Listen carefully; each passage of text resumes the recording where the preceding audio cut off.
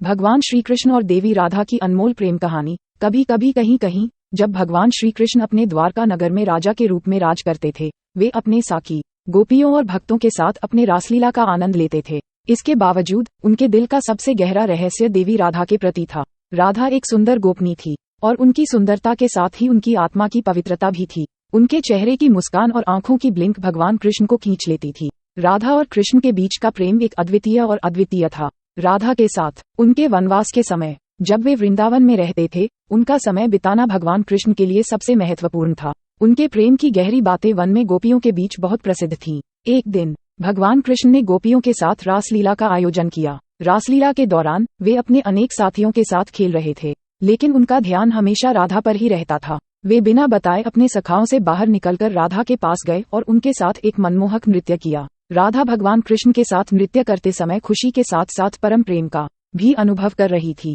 वे एक दूसरे के संग बिना शब्दों के अपनी भावनाओं का इजहार कर रहे थे। रासलीला के बाद भगवान कृष्ण और राधा वन के मेरा गोपों के साथ अपनी गोपियों के साथ वापस लौटे। वहाँ उन्होंने अपने सखाओं के साथ अपने प्रेम की बातें और उनकी लीलाओं को साझा किया। गोपियां बहुत ही अद्वितीय प्रेम कथाओं से बोर हो गईं और चाहती कि भगवान कृष्ण और राधा की प्रेम कहानी सुने। एक दिन एक वनवासी गोपी ने गुस्से से कहा, भगवान कृष्ण, हम सभी तुम्हारी और राधा जी की प्रेम कहानी सुनना चाहते हैं, कृपया हमें वह कथा सुनाओ। भगवान कृष्ण ने मुस्कुराते हुए उनकी इच्छा को मान लिया और कहा, ठीक है, मैं तुम्हें हमारे प्रेम की कथा सुनाऊंगा। भगवान कृष्ण ने फिर अपने मन में गहरे भावनाओं के साथ वह कथा सुनाई जो उनके और राधा के बीच हुई थी। भगवान कृष्ण की कथा, दृढ़ और गहरा प्रेम हमारे दोनों के बीच था, राधा और मेरे बीच। हम दोनों वन में बचपन से ही साथ खेलते थे और हमारा दिल एक दूसरे के प्रति प्यार से भरा था। हम दोनों की मुलाकात पहली बार गोवर्धन पर्वत के पास हुई थी, जब हम दोनों बचपन में गौ की सेवा कर रहे थे। वह दिन मेरी एक छल के बाद राधा गौशाला से दूध लेने आई थी